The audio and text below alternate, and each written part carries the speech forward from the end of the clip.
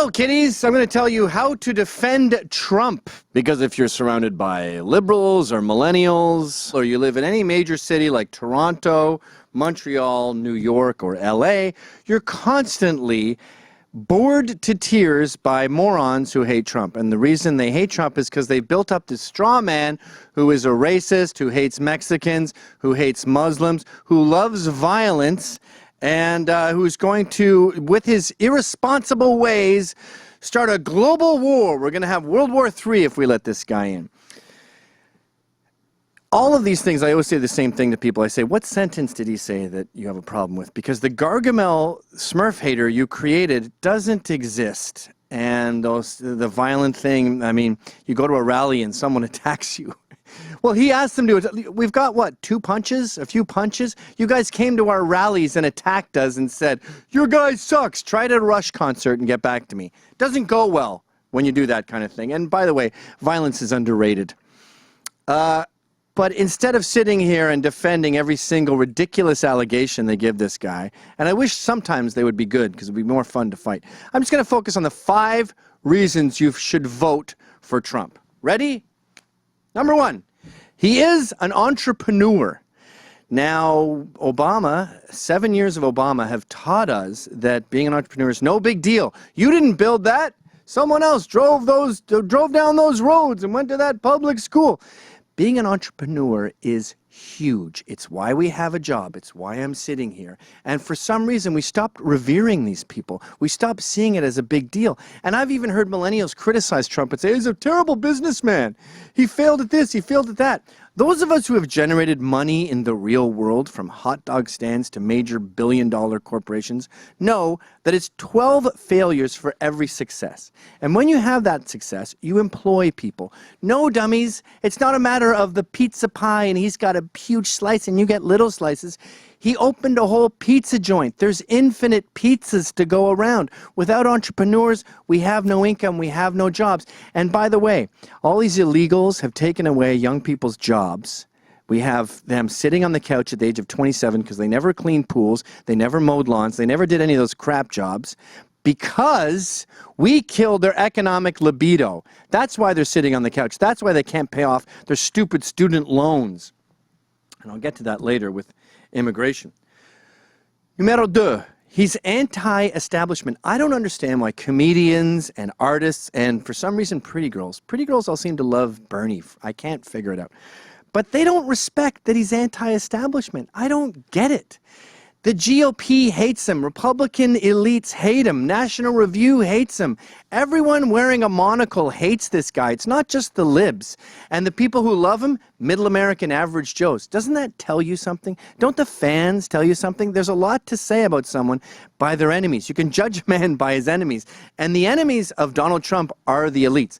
I was under the understanding that we hated lobbyists. Jack Abramoff was the guy. They did a whole 60 Minutes on him. And he personified this broken system we have where you pay for a lobbyist to go to Washington. He promotes a politician. Politician gets in office, and then he has to pay the guy back. Trump doesn't have that. He doesn't have those debts. He doesn't owe those favors. Isn't that a good thing? And then people go, oh, he's going too soon, though. Becoming president costs $1 billion. Yeah, by your stupid way of doing it, he's a Scotsman. He's a cheap-ass entrepreneur. And so far, Twitter and just antagonizing networks has done wonders for publicity. He's not going to need $1 billion, so he's going to be in office and he's going to be beholden to no one. That drives the elites nuts, and it should drive you crazy with happiness. Number 3, he's anti-immigration. This is a big deal for those of us who have been paying attention for the past 20 years. When he brought that up, he was the first politician to say, you know what, this immigration thing ain't so great. And the GOP went, oh, he's dead now. And then all of a sudden they looked around and they went, holy shit. Everyone seems to be agreeing with him. And then you had Jeb Bush and Rubio going, oh, I'm anti-immigration too. I think it's out of control. Focus on illegals if that's easier for you, if you don't want to get drowned in the rhetoric of we're a nation of immigrants. We're not, by the way. We're a nation of citizens. Right now, with immigration the way it is. We have blacks in California who can't flip burgers without speaking Spanish. We have so much money going back to Mexico. And I'm not just talking about our $53 billion trade deficit. I'm talking about people sending back via Western Union. It's the opposite of tourism, where tourists come to be with you and just leave the money there. These tourists come in, take the money out. And if you want to know how much it is, how many trillions of dollars it is, check out Carlos Slim, one of the richest people in the world. This guy just gleans a little bit off the top, whether you're calling back to Mexico or whether you're sending money back. He just takes a little bit off the top. He's one of the richest men in the world. He bought the New York Times, which is one of the reasons why you hear the New York Times being so pro-immigration. We're sick of immigration, okay? And he said, he didn't say all Mexicans are rapists. He said a disproportionate number, and this is something the left has to understand. When an abnormal amount of a group does a thing, you can notice that pattern. A disproportionate number of Mexicans seem to have a problem with sexual assault. Texas deported, what, 2,000 sexual molesters in 1 year? These were all illegal aliens. We have something like 80% of these young girls who cross the border get raped as they do it. They're not the worst rapists in the world, but a disproportionate number. As Trump himself said, I'm sure some of them are nice, but we have an issue here with this group. We're no longer importing the best. We're importing the worst, and we're allowing the even worse to go through the cracks. All right. And by the way, this also applies to tariffs. Everyone goes, he's going to start a global war with these tariffs. He's going to make them so mad. Right now, we are in a tariff surrender. We have given up. We're in a trade surrender. And that goes back to the entrepreneur in Trump. He realizes that the deals we're doing with these other countries aren't based on our best interests. They're based on lobbyists. These politicians are kowtowing to China and Mexico and all these other third world countries. Yes, I consider China third world, who are getting the best deal possible, and we're letting them walk all over us. Now, an entrepreneur knows about copyrights. He knows about protecting the entrepreneur. Look at all these the guy who does Maglite flashlights or the Roebling Bridge. Look at the history of any major discovery, and you will see a guy fighting tooth and nail to maintain his copyrights, to make sure he doesn't get ripped off. Right now, America is getting ripped off, and that is downright un-American. Number 4, he's anti-jihad. I noticed, by the way, there's a lot of antis here. Yeah, I like that. I want a politician that says no. We're good for yes. I don't like politicians getting involved. My perfect politician just stops stuff from happening. Don't enable things. You can't do it. The free market can do it. He's anti-jihad, and most Muslims are wonderful people. Yeah, we know. God damn it. How many times do we have to hear your anecdotal evidence about someone in a group being nice? There's a Mexican with a sign, I'm a murderer. I murder piñatas at birthdays. Ha, you got me wrong.